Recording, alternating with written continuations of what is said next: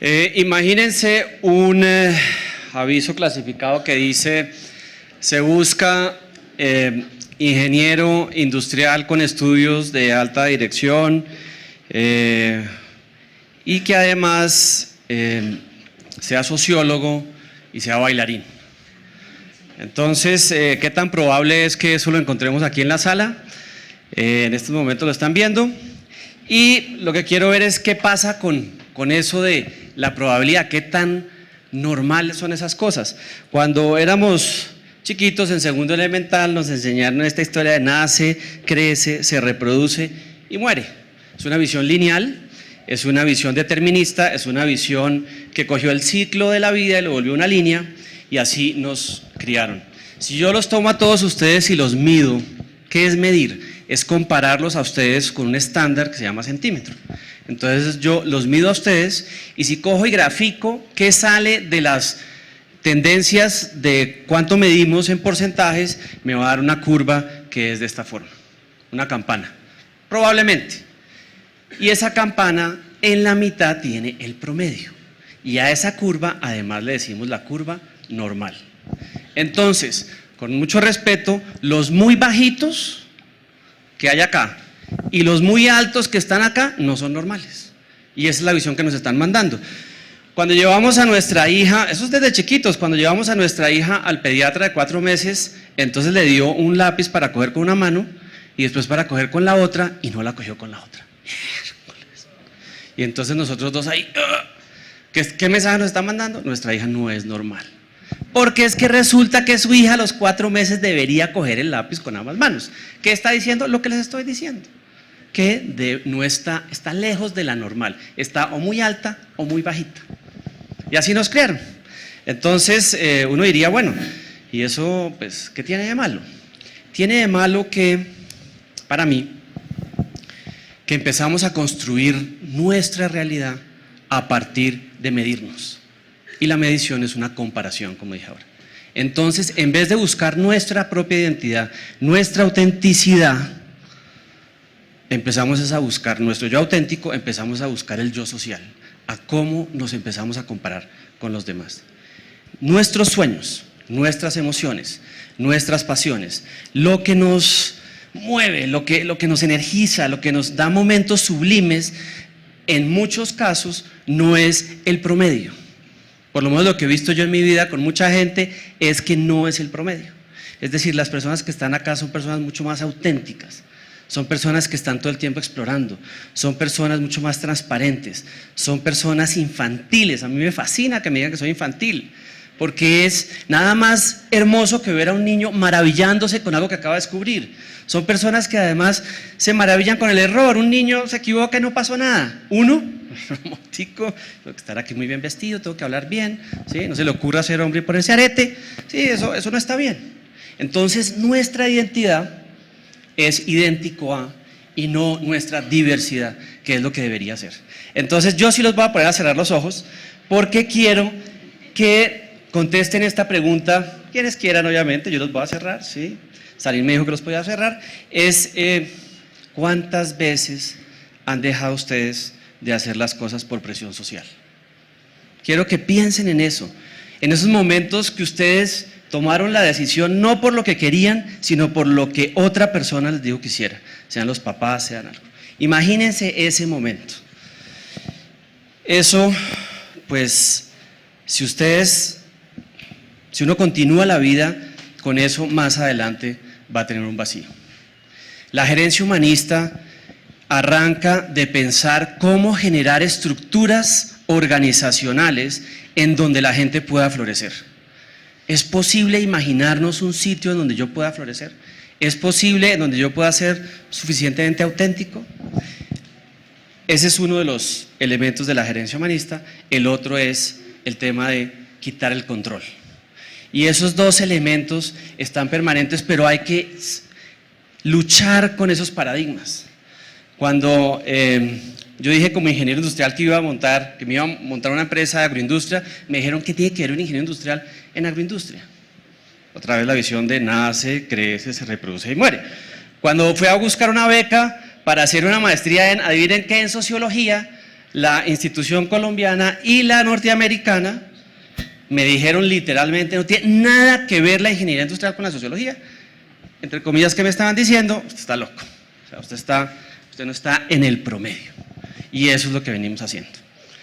Eso se puede cambiar y en la gerencia humanista se puede cambiar.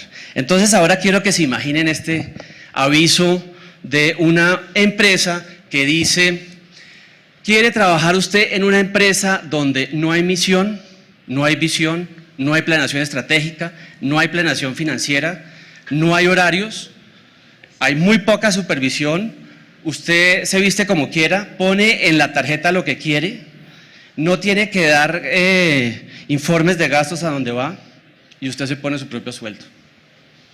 ¿Es posible? Esa empresa existe. En Brasil no son 3 empleados, son 5.000 empleados. En la década del 90 creció 900%, producen bombas para barcos, torres de enfriamiento, servicios medioambientales, servicios de inventarios. Tal cual lo que les acabo de decir. De hecho son tan locos que tienen un comité que se llama ¿Está usted loco? Y todas las reuniones son voluntarias. El presidente y dueño de la empresa citó ya no hay cargos, citó a una reunión y nadie le llegó. Entonces los invito a que mañana a su jefe hagan lo mismo, citen una reunión a su jefe y no lleguen.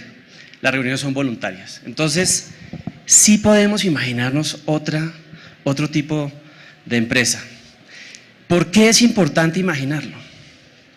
En un estudio que hizo una agencia internacional, entrevistó a 18.000 personas en el mundo en diferentes empresas, culturas, tipos de cargos, tipos de salarios, y les preguntó: ¿usted pone todo su potencial cada vez que va a trabajar? ¿Saben cuántas personas contestaron que sí? El 14%. Quiere decir que el 86% no lo hacen, no van energizados, no están cumpliendo un sueño, no están haciendo lo que les gusta, no están realmente apasionados. ¿Quiénes de ustedes, levanten la mano, también les voy a poner a levantar la mano como Narda, tienen el síndrome del lunes o el síndrome del martes? ¿Quiénes de ustedes esa es más dura, quiénes de ustedes no están haciendo hoy en día lo que les apasiona? Levanten la mano. ¿Sí? Me alegra los sinceros que levantan la mano. Ahora les voy a dar otra estadística, no es que me fascinen las estadísticas, no tengo. En esta empresa brasilera, en el año 2000 había 3.000 empleados. En todo el año, ¿saben cuántas personas se retiraron? 0. ¿Saben cuántas personas se echaron? 0. ¿Cuántas personas se retiraron de 3.000 empleados en un año? 1 persona. Miren la diferencia. En esa empresa, ¿qué pasa? Pues que obviamente no siguen la tendencia de la gerencia tradicional, que es: yo lo contrato a usted como adulto, pero yo no creo que usted sea adulto, entonces lo voy a tratar como adolescente. Me marca tarjeta, pilas ahí, se me viene vestido como yo digo. Aquí le tengo su manual de funciones que dice lo que usted puede hacer y nada más. Usted le obedece a esa persona. Cada año le voy a hacer evaluación de desempeño porque yo no creo que usted va a trabajar bien. Yo no confío en usted, pero lo estoy contratando, ¿sí? Y cada 2 años voy a hacer una auditoría, entonces lo voy a controlar permanentemente. Y después el gerente se le acerca a uno y le dice: Carlos, pero ¿por qué mi gente no está motivada? Si yo le pago todos los meses. ¿Sí? Versus una empresa como esta. Pero obviamente ustedes podrían estar pensando, esa malicia chipchombiana que me fascina, yo veo todo muy positivo, eso en Colombia no se puede. Pues hace 2 meses vi ese titular tal cual, que decía: ¿quiere usted trabajar en una empresa donde usted decide a qué hora llegar, dónde trabajar, cómo trabajar y en qué trabajar? Esa empresa existe, es colombiana, hace parte de una multinacional escocesa de 40.000 empleados, y en el año 2005 el presidente dijo: yo quiero cambiar esta cultura organizacional a una, no lo llama gerencia humanista, pero a una basada en esto que les estoy hablando. Eran 60 empleados, inspirada en esta empresa brasileña además, y hoy en día son 1.000 empleados. De las 15 empresas del conglomerado escocés, es la empresa de mayores utilidades y de mayor crecimiento. No hay horarios, no hay puertas en las oficinas, ni siquiera en la del gerente. La gente se toma los compensatorios y las vacaciones cuando quieren. Entonces, ¿qué dijo? Bueno, vamos a hacer, no hay horarios, vamos a hacer que la gente se tome los compensatorios cuando quiera, y algunos gerentes tradicionales dijeron, momentico, esto va a ser el caos. Dijeron, pues si les estamos dando libertad, hay que darles libertad. ¿Saben qué pasó? Se cayeron los compensatorios en 80%. Porque si al ser humano lo tratan como ser humano, responde como ser humano. Los nules no tienen la razón. Entonces, esa es la realidad. Hace 2 meses hablé con el presidente de una fiduciaria aquí en Colombia, 170 empleados, me mostraba sus cifras financieras, creció la utilidad el año pasado a 100%. Y el primer día de trabajo no le hablan al nuevo empleado. Entonces, el nuevo empleado, si tiene una característica de estar en el promedio y no por acá, pues obviamente va a empezar a decir, algo está pasando, ¿será que huelo mal? ¿Por qué no me hablan estas personas? Si la persona pasa ese primer día, dice el presidente, si es capaz de romper esos paradigmas de la zona de confort, es una persona que puede trabajar acá, porque desde la recepcionista hasta la directora administrativa tienen que pensar. No hay organigrama, no hay manual de funciones, en una fiduciaria no hay planeación financiera, no hay control, pues, o muy poco control. Entonces, uno sí puede pensar en que si logramos una estructura de muy bajo control, en donde la gente pueda florecer y que las organizaciones empiecen a impactar, podemos tener un cambio, y está pasando, y es mucho más grande de lo que nos imaginamos. Son muchas más las empresas, aquí tendría muchos más cuentos para decirles. La invitación que les quiero hacer es que comiencen por algo pequeño. Muchas personas en las consultorías en las que estoy con empresas o en la universidad dicen, tengo esta gran idea, y siempre se quedan con la gran idea y no la realizan. Entonces, algunos sí, lastimosamente lo que he visto, la mayoría no. Entonces les digo, den un pequeño paso. Y lo que he visto en los últimos 10 años es que esos pequeños pasos se convierten en una fuerza que dispara a la persona, arrancando con pequeños pasos. Pequeños pasos como irse sin maquillar a la oficina. Las mujeres hagan eso mañana y van a ver que las van a empezar a mirar y que algo raro les está pasando. ¿Estás enferma? ¿Algo te pasó? ¿Sí? Otra que trabaja en un banco aquí en Colombia se fue de corbata y la miraron diferente por el solo hecho de una mujer llevarse corbata. Otro que nunca llevaba almuerzo, empezó a llevar almuerzo y le empezaron a hablar. Y me decía, Carlos, me hablaron, ya tengo amigos en la empresa. Son ejemplos muy sencillos, hasta ejemplos, pasos mucho más grandes. En un taller de gerencia humanista, una psicóloga de una multinacional que nació sin brazos, nació sin manos, al final de la presentación les dijo a los otros estudiantes que su próximo trabajo no lo iba a conseguir como discapacitada. Eso es un cambio mucho más grande. Y yo quiero leer esta porque me parece muy diciente de la reflexión final de una directora de un laboratorio. Ha sido una experiencia que ha cambiado mi vida. Antes me levantaba al trabajo sin ganas y sin motivación alguna. Había días en los que literalmente lloraba porque no quería ir a trabajar. Ahora entiendo que pasé por esta etapa de mi vida por una razón y para darme cuenta que puedo desde mi trabajo actual hacer algo para que las personas que están trabajando a mi lado florezcan. Ha sido una apertura de mente y me ha dado un nuevo motivo para levantarme todos los días y hacer lo mejor que pueda para cambiar la situación actual propia y de las personas que me rodean, y que además los cambios perduren en el tiempo como una cultura de cambio continuo dentro de las personas a las que puedo llegar, que a la vez su efecto sea un efecto en cadena que se replica en las familias de las personas mismas y continúe. Obviamente cuando yo leí esto, pues imagínense cómo me puse, yo bien sensible que soy. Entonces, esta persona ya comenzó a hacer el cambio. ¿Por qué es importante hacer el cambio?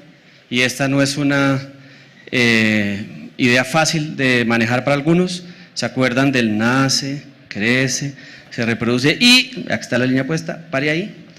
Una enfermera de enfermos terminales escribió un libro, escribió un blog, se volvió muy famosa, escribió un libro de tanto respuesta que tuvo. Las 3 cosas por las cuales más se arrepienten los enfermos terminales.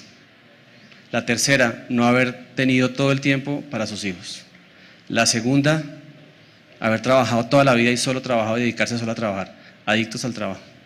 La primera cosa, patrón general en todos los enfermos terminales, no haber sido sincero a su corazón, sino haber sido sincero, ni siquiera sincero, sino haber respondido a otras personas de lo que ellos querían de mí.